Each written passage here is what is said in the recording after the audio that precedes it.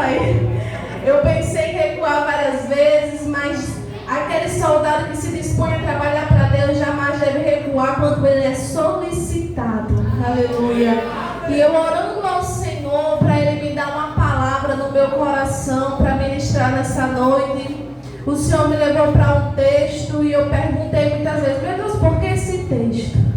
Aí o Senhor falou tremendamente no meu coração, porque nessa noite Ele quer falar com toda a igreja. Do jovem ao ancião, Ele quer falar de uma forma diferente. E só basta você estar com o coração aberto, ouvindo atento e dizer: Senhor, fala comigo. Porque o Espírito Santo, a todo momento, Ele vai estar trabalhando para trazer resposta ao seu coração. Mas se você estiver distraído, vai passar despercebido a resposta do Senhor. Mas se você estiver atento, você vai receber e vai guardar na tábua do teu coração as palavras de Deus. Amém? Aleluia. Abram as vossas Bíblias no livro de 1 Reis, capítulo 17. No livro de 1 Reis, capítulo 17, versículo 14. Aleluia. Livro de 1 Reis, capítulo 17, versículo de número 14. A Bíblia vai nos dizer assim: pois o Senhor Deus te diz: eis que a farinha da panela não vai faltar, o azeite da botija não se acabará, até que o Senhor Deus mande chuva sobre a terra. Amém? Aleluia. Os irmãos, fiquem com a Bíblia aberta, porque conforme eu for ministrando a palavra de Deus, os irmãos vão acompanhando. Irmãos, no livro de 1 Reis, capítulo 17, a partir do versículo 1 até o versículo 24, que são compostos por este capítulo, a Bíblia vai nos relatar alguns acontecimentos na vida do homem de Deus, na vida do profeta Elias. A Bíblia deste capítulo começa a relatar o primeiro acontecimento na vida do profeta Elias, que foi a profecia sobre o rei Acabe. Deus orienta o profeta Elias e até o rei Acabe e profetizar que não haveria chuva sobre a terra até que ele profetizasse novamente, até que Deus resolvesse falar novamente. E a Bíblia nos diz que assim Elias fez. Elias foi lá e falou tudo quanto Deus havia ordenado. E a partir do momento que ele falou, o Senhor direcionou para onde o profeta deveria ir. Deus, ele enviou somente Elias àquele lugar para falar algo da sua parte, não foi para ficar. E ao mesmo tempo, Deus se responsabilizou em promover, em criar um lugar para que o profeta ficasse, para que o profeta morasse. E o Senhor Deus dá uma instrução a Elias. Deus chega para Elias e diz: Elias, agora que você já fez o que eu te ordenei, vai até o riacho de Queribe, vai até ali e lá você vai começar a morar em Querite. E eu posso imaginar, irmãos, que a partir do momento que Deus ordenou para que Elias começasse a morar naquele lugar, muitas vezes ele pode ter até se perguntado: como é que eu vou morar num lugar que não tem ninguém? Como é que eu vou morar nesse lugar sozinho? E quando Deus mandou ele ir até o ribeiro de Querite, o Senhor diz: não se preocupa, Elias, porque lá eu vou usar corvos para te dar de comer, vai ter água no ribeiro para você beber, e serão os corvos que trarão pão e carne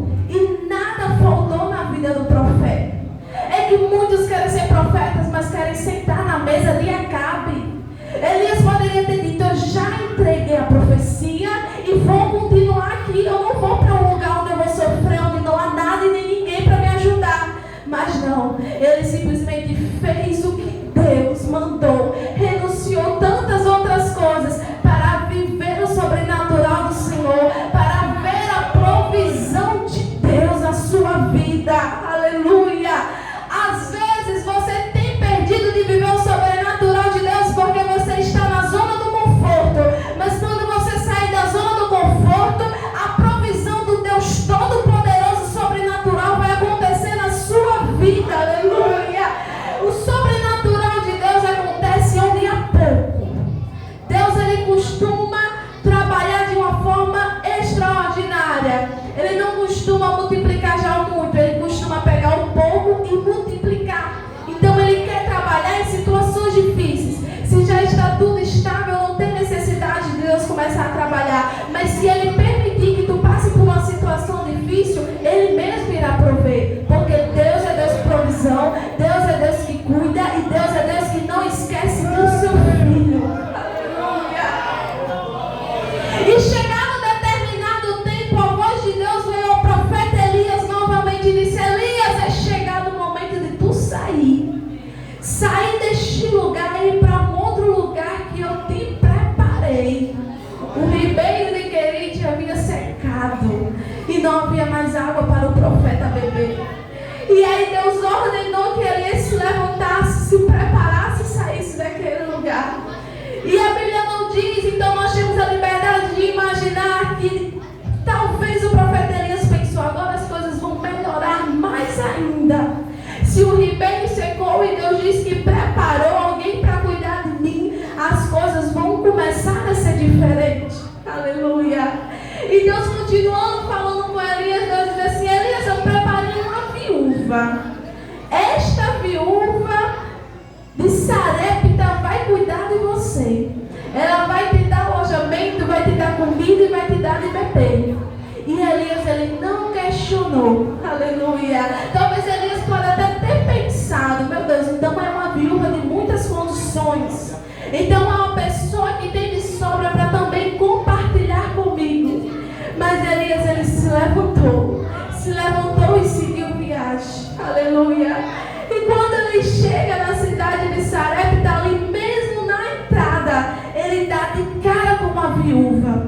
Uma mulher que a Bíblia não menciona seu nome. Aleluia! E Elias, chegando naquele lugar, encontra a viúva em uma situação difícil, em uma situação que ela já estava precisando de ajuda. E quando Elias chega naquele lugar, ele se direciona até aquela mulher. Ele poderia ter dito: não é essa mulher. Deus disse que ia botar alguém para cuidar de mim. Não tem como essa mulher cuidar de mim. E ele poderia ter até entrado mais para dentro da cidade para ver se encontrava outra pessoa que seria escolhida para cuidar dele. Mas ele, confiando plenamente nos cuidados de Deus, ele se aproxima daquela mulher. Ele se aproxima daquela mulher e diz: mulher, dai-me de beber. Me dá um pouco de água. Aleluia! O primeiro cenário que ele encontra naquela mulher é uma mulher apanhando lenha. E quando ele diz isso, aquela mulher, ela se dispõe em trazer água para ele. Só que o profeta não estava só com sede, o profeta também estava com fome. E o profeta diz: também faz um pão e traz para mim. Aleluia! E quando aquela mulher ouve aquelas palavras, ela disse: meu Senhor, eu não tenho nem sequer um bolo. Aleluia! E irmãos, ela poderia simplesmente ter dito só isso: eu não tenho nem sequer um bolo. Só que ela lembrou que não tinha pão e nem bolo, mas havia um pouquinho de farinha e um pouquinho de azeite na botija. Ela nem esperou o profeta perguntar novamente se não havia mais nada. Ela lembrou: eu tenho algo, mas é só um pouco de farinha e um pouco de azeite numa botija. Aleluia! E eu vou usar isso para fazer comida para mim e o meu filho, para a gente comer e depois morrer. Aleluia! Só que há um mistério de Deus muito forte aqui, igreja.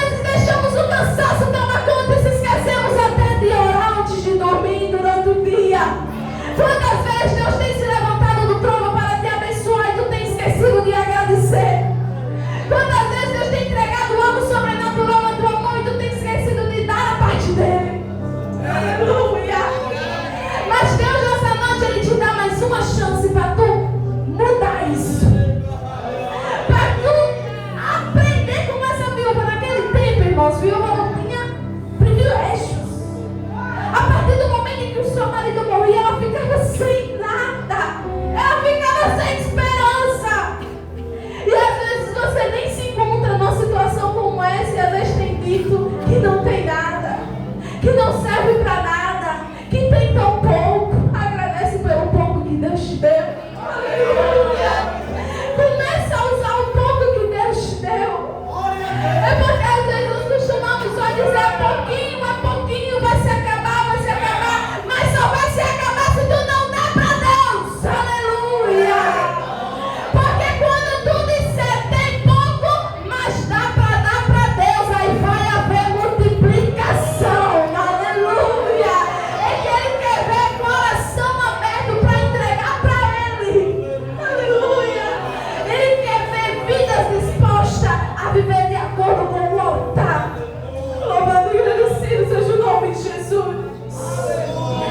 E aquela mulher obedece. Ela não questiona, ela só obedece. E o profeta de Deus diz assim, irmãos, e o resto tu faz para ti e o teu filho. Que resto? Só viu um pouquinho.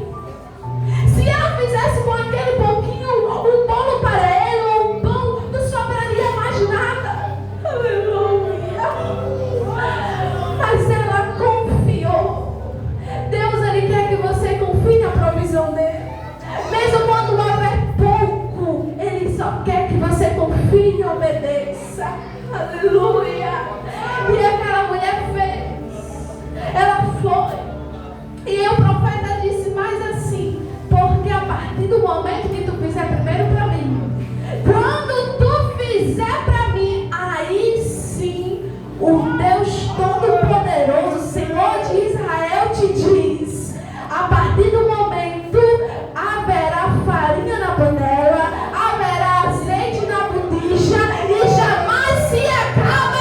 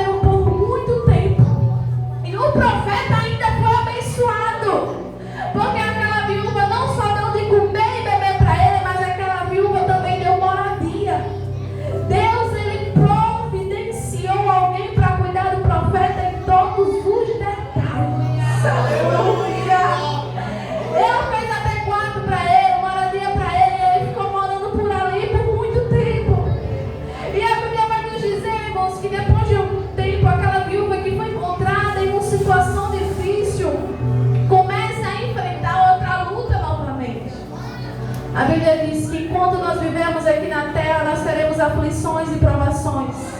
Então não se desespere. Eu não vou dizer para você que a prova vai acabar e não vai vir mais outras, porque eu sei que vai vir. Porque quando nós estivermos vivendo aqui na terra, irmão, sempre será assim. Quando nós achamos que não haverá mais tribulação, sempre vem outra.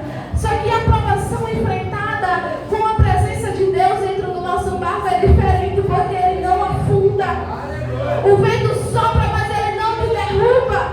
As ondas são altas, mas não te afogam. Aleluia. E a Bíblia diz que o filho daquela mulher começa a ficar doente, até que morre.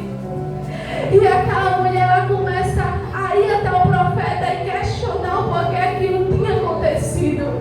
Aleluia.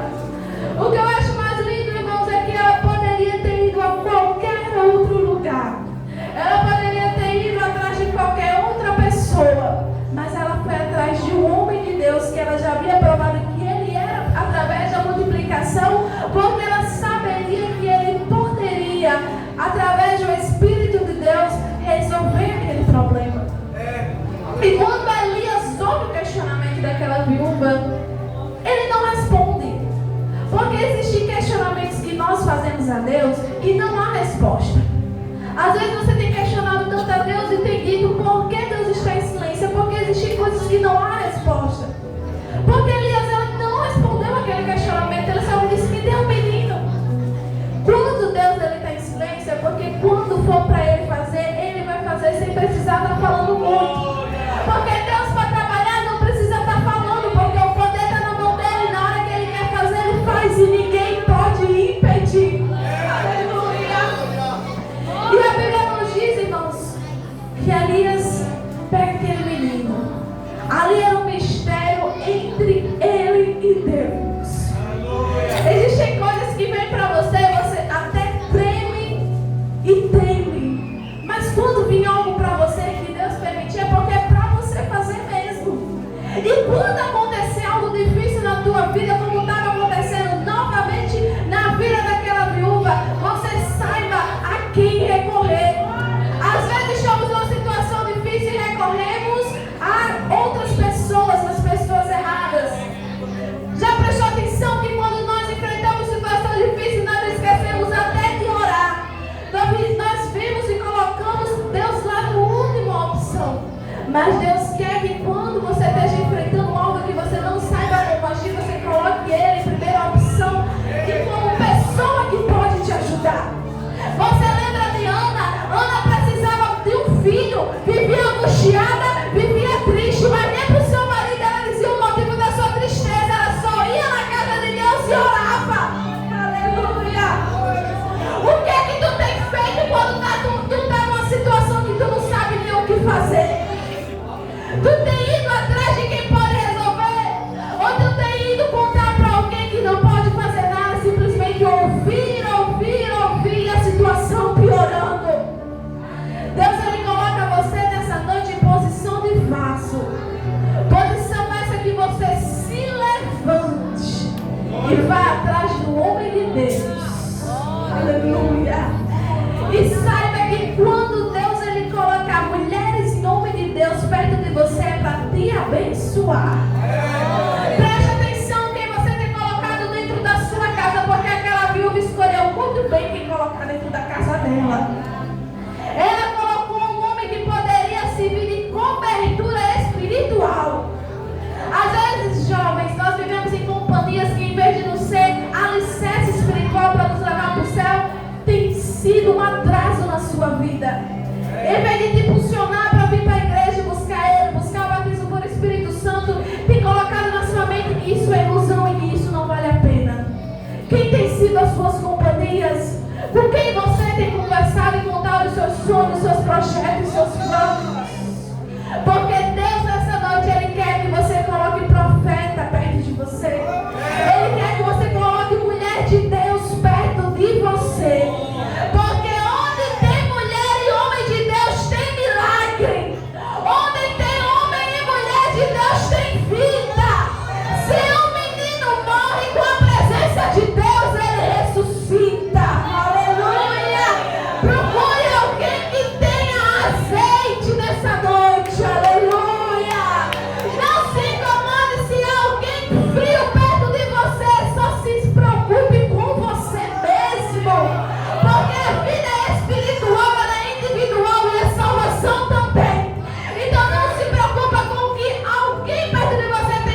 defeito, não olha para o defeito dele, olha para você, aleluia. Procura colocar cada vez mais o teu altar diante de Deus e dizer: Senhor, o meu alvo é o céu, o meu alvo é o céu, o meu alvo é o céu. Porque quando você coloca o céu como o seu alvo, nada te atrasa, nada te atrapalha. As coisas só atrapalham a sua vida se você deixar. Aleluia. E se você der ouvido às vozes contrárias. Mas quando você coloca o céu como principal coisa na sua vida, irmãos, tudo é diferente. Às vezes nós deixamos que palavras, que pessoas que nem servem ao Senhor, que nem ora, nos deixem frustrados, nos deixem com crise de ansiedade, nos façam nos sentir mal. Quem tem sido essas pessoas que têm falado isso para você? Às vezes são pessoas que nem se comparam a você e você tem parado para ouvir. E muitas vezes você tem deixado de parar para ouvir a voz de Deus. Se coloque na posição de Samuel nessa noite e diz: Senhor, fala que o teu servo ouve. Começa a ter sensibilidade espiritual e reconhecer a voz de Deus nessa noite. Quantas vezes Deus tem tentado te alertar de algo e você tem fugido do alerta do Senhor? Quantas vezes Deus tem usado alguém para falar contigo e tu tem fugido e tem dito: não é para mim, não é comigo. Nessa noite Deus te faz um último chamado dizendo: ouve a minha voz, ouve a minha voz. Porque a porta da salvação que está aberta, um dia ela se fechará. As oportunidades que Deus tem te dado, um dia também se acabará. Porque Deus, Ele tem te amado, mas Ele também tem data para buscar a sua igreja. Por mais que eu e você não saibamos, é aí que nós devemos estar preparados a todo momento. Porque será que se Deus voltasse hoje, agora, nessa noite, nós subiríamos? E essa pergunta só você pode responder. Ninguém pode ir até você, apontar um dedo e dizer: você não vai para o céu. É só você pode responder. Porque por mais que nós falamos que subiremos no nosso coração, na nossa intimidade com Deus, nós sabemos se vamos ou não. Porque o coração somente Deus sonda. A alma somente Deus conhece. Nós vemos os atos, mas Deus, Ele vê o coração e analisa a atitude de cada um. Aleluia. Porque às vezes nós achamos que estar dentro da igreja é uma perda de tempo. Às vezes a gente fala: prega tanto tempo, canta tanto tempo, rege o conjunto tanto tempo e não vejo mudança. Espera só mais um pouquinho. Aleluia. Porque Deus, Ele tem recompensa para aqueles irmãos que são separados para trabalhar para a obra dEle. Aleluia. E Deus, Ele pega o improvável, viu? Ele não pega alguém que já acha que sabe, que pode, que faz. Ele pega uma mulher que está apanhando lenha, só tem pouco de farinha e pouco de azeite, e começa a usar, irmãos. Aleluia. Na tua fraqueza, Deus vai começar a aperfeiçoar os teus dons.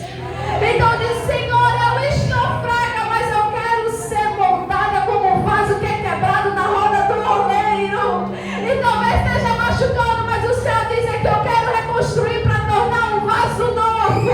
Porque do jeito que está, não dá para ficar. Aleluia. E a Bíblia nos diz, irmãos, que o profeta Elias, ele começa a orar sobre aquele menino. E ele ora a primeira vez e nada acontece. Ele ora a segunda vez e nada acontece. Quantas vezes você tem orado tantas vezes por algo e não tem havido mudança? Não tem havido transformação? Ele quer analisar a tua perseverança relacionada à oração. Porque a Bíblia diz que nós devemos orar, mas orar sem cessar, orar sem parar. Orar continuamente, todos os dias, todos os momentos. Independente se os momentos estão bons ou se estão ruins. E às vezes nós desistimos e se esquecemos de orar. E para orar não precisa de muita coisa. Ele só quer que você fale o que está no seu coração. Às vezes nós achamos, irmãos, que é preciso aprender a orar. Orar é uma conversa com Deus. E você tem que parar de dar desculpa por não estar orando. Você tem que parar de estar inventando motivo por não estar orando. Porque em toda a Bíblia, Deus jamais apresentou um motivo que seria justificável a falta de oração. Aleluia. E eu não falo só de oração